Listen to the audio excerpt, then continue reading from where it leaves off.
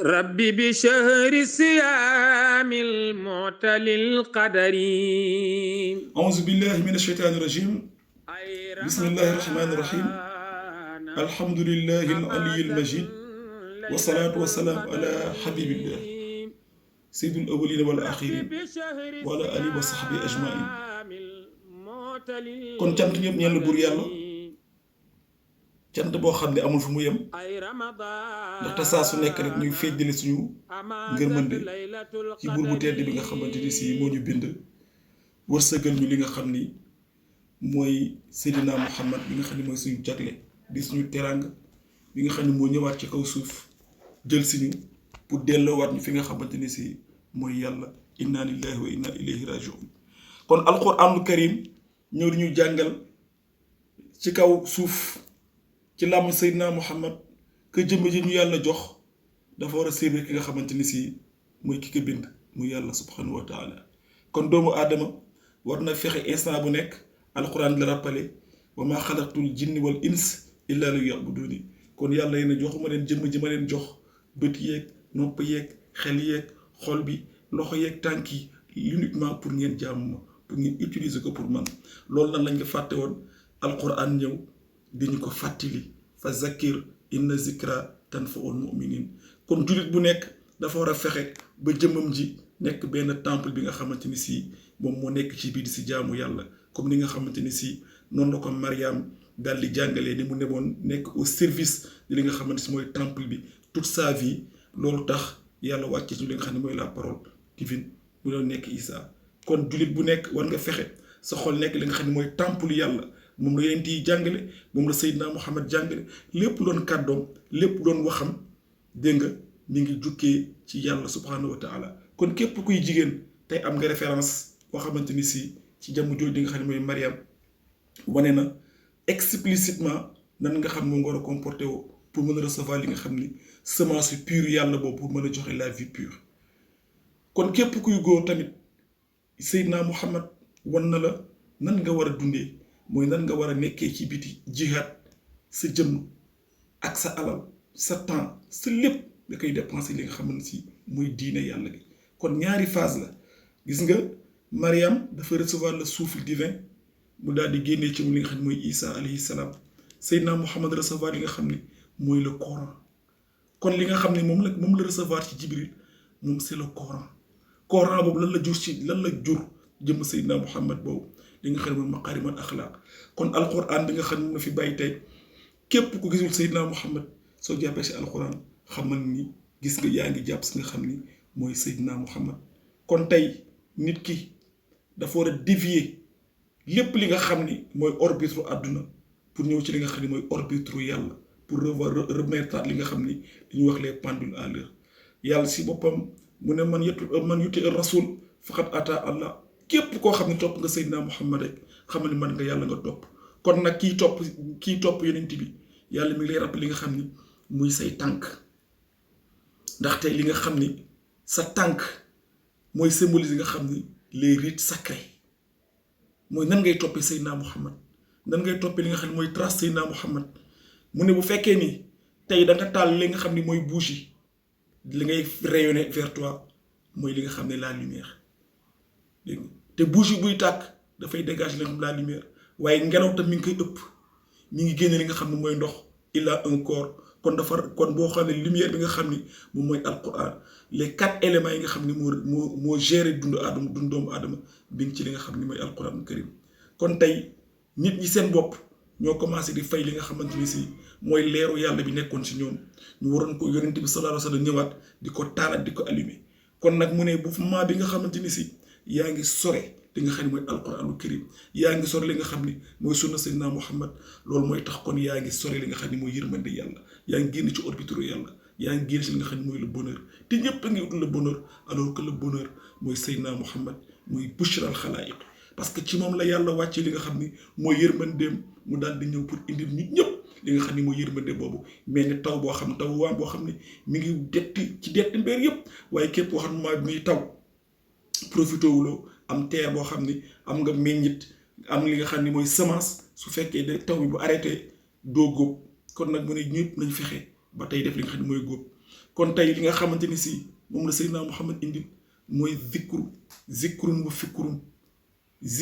fikrun nit ki il faut muy def fikr, il faut muy def méditation pour nga def ko il faut nga nekk dans un endroit calme parce que fu bruit am mënoo fa def méditation mu ne kon jullit nañu commencé génnaat ci li nga xam ne mooy tumulte àdduna di wéetal seen borom pour def méditation nee na booy def méditation tu respires la santé, tu respires le bonheur da ngay posé wu l'art de s'éveiller yaa ngi ko may am ci bi nga xamante ni si yaa ngi def méditation parce que méditation mooy gis li nga xam ni mooy dafay éveiller nga mën a observer di analyser le monde bi nga xam ni moo la wër monde bi nga xam ni mooy lay influencer pour nga mën a génn ci li nga xam ni mooy li ngay dox taxawal benn jour rek nga taxaw ci benn étage wala nga nekk en hauteur nga taxaw di xool doomu aadama yi ni ñuy demee di dikk yow suba da ngay jaaxle da ngay mën nekkati man ci monde bi laa nekk parce que yaa ngi dem rek di ñëw di xëy dox ëpp fu ne nga dugg fa fu ne nga génn fa après mais en fait quel est le sens de ta vie est-ce que réellement yaa ngi ci li tax yàlla bind la mu ne non kon nag fu mu nekk nii da ngay xam ni méditation boobu moo lay indi li nga xamante ni si moo lay jox la connexion avec Dieu ngay commencer recevoir li nga xam ni mooy waxu yàlla léegi waxu yàlla boobu nga xam ne yaa ngi koy jég recevoir mooy dugg li nga xam ne mooy sa biir xol say bët mooy le symbole de ton âme muy le soleil de l'être bi nga xam ne mooy lay jox la vue mu ne nag bët yooyu da nga ko war a tijji nga ciy gis nga xam ne mooy yàlla subhanahu wa taala mu ne bul gëm mu ne moo tax ki nga xam dafa aveugle gisul mu ne yow yàlla jox ay bët pour nga mën a gis nga xam ni mooy jëmmu yàlla kon nag fexeel ba sa bët yi la yàlla jox dee ci gis yàlla dee ci xool mu ne bul bàyyi bët bi di xool lu àdduna mais bañ a gis li nga xam ni ki bind àdduna sa xel bu mu jaamu li nga xam ni mooy teer bi bu mu jaamu li nga xam ne mooy sa passion mais na jaamu ki nga xam ni moo ko bind sa oreille mooy réceptacle li nga xamante ni si mooy réceptacle waxu yàlla parce que wax ji dafay dugg sa biir nopp su duggee sa biir nopp daal di créer ay monde intérieur en toi su fekkee wax ji dugg sa biir nopp waxu yàlla la dugg sa biir xol nga méditer ko la muy génnee si yow mooy li nga xamante ni si mooy ay jikko yu rafet mooy ay doxalin boo xam ne boo doxalee ak loo doxal dafay nekk lu rafet kon boog mu nekk li nga xamante ni si faaw instant bu nekk alxuraan mi ngi ñëw dañu rappeler dañu fàttali li nga xamante ni si mooy li nu war dégg nga sa gémmiñ bi la yàlla jox mooy fécondé li nga xam ne mooy la parole de Dieu kon li nga xam ne dégg nga ko muy waxu yàlla dugg sa biir xol daal di génn sa làmmiñ loolu mooy fécondé li nga xam ni la parole de Dieu muy jox la communication kon ngay communiquer ak yàlla instant bu nekk zikrun wa fikrun loolu tax wa zuhdun nga mën a dëddu àdduna taa atun mën a topp yàlla gis nga bakken bi la yàlla jox lan lay fécondé li nga xam ne mooy l'intuition la sensation moo tax nit ki parfois dafay du bàyyi xel ci li nga xam ne mooy intuition mais intuition bu dafay nekk li nga xam ne yàlla moo la ko jox jógewul sa xel bi dafa am loo sentir benn instant mu ne bàyyi si xel loolu mooy li nga xam ton âme est en train de parler say bët yi kon mooy fekkoon li nga xam ne la vue la contemplation sa nopp yi mooy fécondé li nga xam ne la sagesse moo tax mu ne képp ki nga xam ni toujours mu ngi déggul alxuraan di déglu Seydina Muhammad ay jikkoom dafay nekk koo xam ne dafay sage cerveau bi nag mooy li nga xam ni li muy fécondé mooy la pensée la méditation donc nit ki dafa war di xalaat li kulli shay'in aalatun waalatun insaan fa aqluhu kon tafakkar yaa rajul nit ku nekk yàlla daf la bind nga dal di am li nga xamante ni si mooy xel boobu mooy moteur bi nga xam ni mooy fonctionné loo sa jëmm ji kon mu ne del xalaat yaa rajul yow bi nga xam ne yaay doomu ndey kon nag nit ki da nga war a fekk toujours nga nekk koo xam ne abdun la mooy koo xam ne tu reçois li nga xam ne mooy yàlla comme nga xam ni nga ange yi ni ñu nekkee ay êtres yoo xam ne ils ne reçoivent que la lumière de Dieu ils n'obéissent qu'à Dieu mën noonu nga war a mel parce que malaaka du ñu bàkkaar laa ya'suuna Allaaha abadan fépp fa leen fekk rek du ñu mooy yàlla lépp lu ñuy def mooy leen yàlla digal ak li nga xam ne moom leen yàlla tere kon religion bi mu ñëwee yàlla daf ñu jàng ni la religion est venue pour relier li nga xamante ni si mooy la légion dafa ñëw di relier waat nit ki ak boroomam parce que dafa amoon séparation kon nag le monde ésotérique dafay apparaître soudainement ci ki nga xamante ni si moo tijjeeku ci li nga xam ne mooy alxuraanu karim léegi alxuraan dafay mujjee nekk li nga xam ni dafay nekk benn nourriture boo xam ne ki koy jàng moom ki nga xam ne c'est le commun des mortels suy jàng alxuraan du sentir ni mi ngi dund alxuraan nourriture la parce que lumière la bi nga xam ne mooy alimenter ruux bi La nature te parle nitu yàlla bi parce que tout obéit à Dieu mu ne baa nga xam tu es en connexion avec le Coran tout la nature te parle moo tax yonent bi sallallahu alayhi wa sallam daan romb garab di ko nuyu asalaamu aleyka ya rasulallah su rombee montagne ñu koy nuyu asalaamu aleyka ya rasulallah nga gis animaux yi ku ci am problème nga ñëw si mu di ko tawat Moustapha jóg di régler sa problème parce qu'il était en connexion avec yàlla. kon nag li nga xam ne mooy sa bët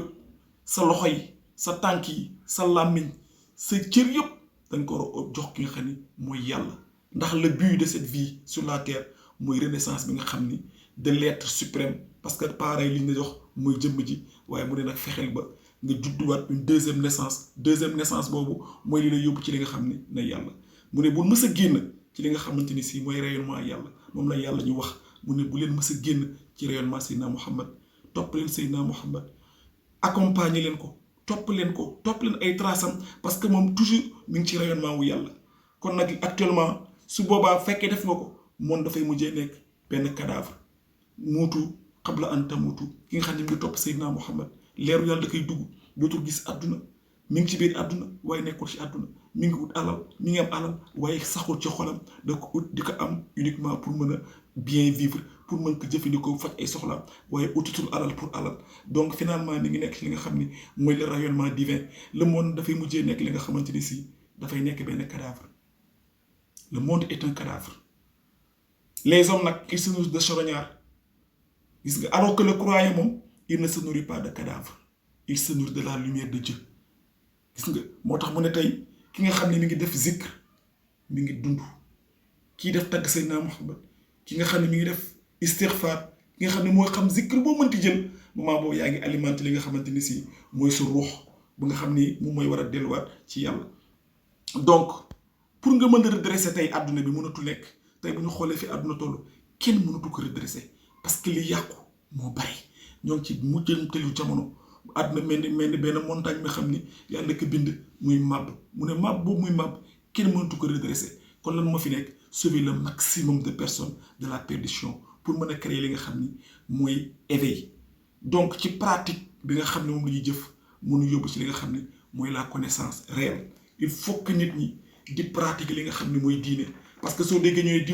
diw jàng na théorie jàng na xam-xam waaye nag pour nga am véritable connaissance mooy c'est par la pratique ci biir pratique bi ngay rencontrer ay jafe-jafe di ko surmonter pour mën a dépasser li nga xam ni mooy li nga xam li nga nekk donc tey actuellement les musulmans li ñu war a def mooy jàngat alxuraan pour mën a éveiller li nga xam ni mooy les consciences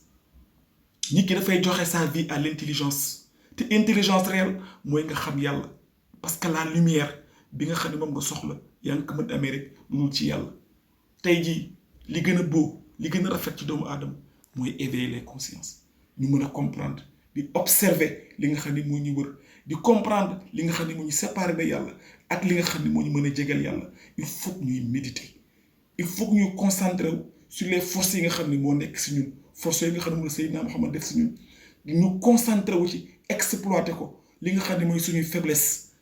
ñu accepter ko xam ne ay jaam lañu mënuñu mat dañu faible dañu soxla yàlla la hawla wala quwwata illa billah ñun ñu xam dañu faible ñu nag accepté ko xam dañu réer ihdina siratal mustaqim ñu xam dañoo faible iyyaka na'budu wa iyyaka nasta'in loolu mooy li nga xam ni mooy la gloire de l'homme accepter d'être faible devant son Seigneur accepter que tu ne signifies rien devant ton Seigneur nga xam ni benn atome nga benn pepp atome nga ci biir monde bi tey boo xoolee le monde ñu ne il a des millions d'années d'existence yow kon sa benn 100 ans mi ngi fiy dund ak lu mu bare la représenté ci éternité wu yàlla tey ni ngay toog di xoolee melentaan ñu tuuti gisoo leen am na ange yoo xam ne tey bu ñu taxawee noonu la ñuy gisee nga mel ni melentaan ci ñoom am na ange yoo xam ne microbe yaa ngi existé dugg sa yaram di la créer ay feebar te gisoo leen am na tey ange yoo xam ne gisuñu la sax sa existence ndaxte Jibril nee na naaw naa ci diggante temp benn malaaka diggante nopp bi ak fii pendant 70 000 ans taxul mu génn ko kon ange boobu su xoolee doomu aadama du la gis da ngay mel ni microbe il faut microscope pour mën la gis kon nit ki dafa war a xam ni dafa faible dafa soxla yàlla nga nekk ko humble nekk ko weef dégg nga ngay méditer ci sa bopp loolu moo lay gën a jégaloo nga xam ni mooy sa borom kon nag àdduna bi ñu nekk nii ndaxe mbaay la àdduna bi ñu nekk nii ay illusion la kon nag nit ki il ne doit pas avoir peur de la mort tey la mort est au bout du chemin mu ne la gloire mooy de te marcher à côté de la mort innal mawta lan tafirru minhu fa innahu mulaaqiikum mu ne dee bi ngeen di ragal da ngeen taseeg moom mi ngi ànd ak yéen instant bu nekk te moment bu nekk tu peux basculer de l'autre côté nekk lu ñëw à distance yow di la jël si mi ngi sa wet. kon nag bu fekkee da nga bëgg di dund à côté de ta famille da nga bëgg topp sa bànneexu bakkan di bëgg ut àdduna xamal ni ton nom va disparaître dans l'histoire te boo deewee fee du fa fekk li nga xam ne mooy li nga bëgg. waaye nag bu fekkee yaa ngi defal li nga xam ne benn noble cause la cause boo xam ne cause bu noble comme que bu cause Seydina Mouhamed surtout dafay def dans l'histoire tey ani Ousmane ani Omar ani Aboubacar ani Alioune ñoom Talha ñoom Zubayr ñoom Fatimatu bint Rasul ñoom Khadija ñoom Aïcha tey ak ñeneen ñoo xam ne ñi ngi doon jihaad ci yoonu yàlla tey seen tudd dana la dans l'histoire. Pourquoi? Parce que dañu defal li nga xam ni benn noble benn mission bu noble la. kon nag nit ki le fait que nga sacrifier sa vie ci li nga xam ne mooy cause yàlla moo la jox li nga xam ne mooy l'immortalité. kon nit ki dafay battre, il doit se battre par amour et pour la gloire de Dieu. dafa war a battre pour li nga xam ne triomphe de l'islam. nit ki warul dépense toute sa vie, il se bat pour li nga xam ne mooy le pouvoir mooy l'argent de ce monde. kon nag tey jii képp koo xamante ni si da ngay dund war nga bàyyi xel ci jëmu jot di Seydina Mouhamed ak asxaabu rasul li nga xam ne def nañ ko ba samp fi li nga xamante ni si mooy diine gi. kon nag nit ki xam-xam mooy li nga xam ne moo lal diine bi. xam-xam mooy li nga xam ne ci la ñuy xamee yàlla. xam-xam si la ñuy jegee yàlla. nit ki il ne faut jamais se battre pour un homme, pour de l'argent, pour la gloire, mais il faut se battre pour une cause noble. asxaabu rasul loolu la ñuy jàngal. Seydina Mouhamed mu ñëwee oowu leen ci boppam. Shamsul Huda Badru Ruja daa il wara lidal wara ila naja daf leen oo pas pour moom mais daf leen oo ci yàlla gëm loo leen benn cause bu noble xam loolu ne yéen yàlla moo leen bind yàlla moo leen teral yàlla moo leen moom man dama wàcc nekk seen yonent ñëw di leen reliwaat ak nga xam ne mooy seen borom. gëmloo bi mu leen gëmloo cause l'islam ba dugal iman seen biir xol muy briller di tàkk ba Seydina Mouhamed demee uy ji boromam. bu fekkoon saxaaba yi ils se battaient pour Seydina Mouhamed dañuy bàyyi baisser les bras dañuy déposer les armes waaye noble cause bi leen Moustapha jàngal bi nga xam ne mooy l'islam bi moo taxoon ñu continuer tey takkaat seen digg daal di wër penku ak soow dafa jottali li nga xam ni bu di l'islam bi ñu ko jottalee ba ñu jot ko ñun tey tamit dañu war a continuer cette noble cause de Seydina Mouhamed bi nga xam ne mooy li relewaat nit ki ak boromam ñu war ci téyewaat war ci jàppaat kenn ku nekk suñu indi sa partition nga fexe ba participer ci li nga xamante ni si mooy cause bi nga xam ne Seydina Mouhamed kenn ku nekk ñun dafa dimbali Seydina Mouhamed ku nekk dafa ko war a jàppale kenn ku nekk war nga fexe ba boo keroog boo dekk yow mal xiyam nga daal ñëw mën présenter wu Seydina Mouhamed xool daal di kontaan si yow gis ne yow kat def ngay effort ci sa jëmm ak sa alal sa wax sa temps pour participer ci li nga xam ni mooy édifice bi nga xam ni moom la fi samp. kon nag un soldat ku ñu ko jàng sa armée dafay obéir à son chef. tey ñun suñu général en tant que jullit ñi mooy Seydina Mouhamed on lui doit une obéissance aveugle parce que tey moom rek moo ko mérité. am na ñoo xam ne ay soldats lañu amoon day xam ne des généraux wala ñoom ay rois yoo xam ne ils étaient fous mais xoolal dañ ko leen dañu daan topp di dee pour zéro parce que ils avaient un roi fou mais xoolal gëm nañ ko ba jar leen ñuy dee ñooñu perte nañu waaye yow Seydina Mouhamed yàlla dafa ne topp ko parce que boo ko toppee moom moo la jox la salut éternel bi nga xam ni mooy man. kon nag il est temps que ñun jullit ñu delluwaat ci li nga xam ni mooy alquranu karim ñu delluwaat jëm li nga xam ni mooy Seydina Mouhamed alquran bi ñu indil kenn ëllëg du am lay naan yaa rasulallah xaw ma woon. kon Moustapha bàyyi na fi boppam bàyyi na fi jëmmam ji te jëmmam jooju mooy tey alquran yal nañu yàlla may ñu dégg alquran di ko topp si daraja Seydina Mouhamed allahumma salli wa sallim wa barik ala ashrafil mursalin muhammadin wa ala alihi wa sahbihi ajmain.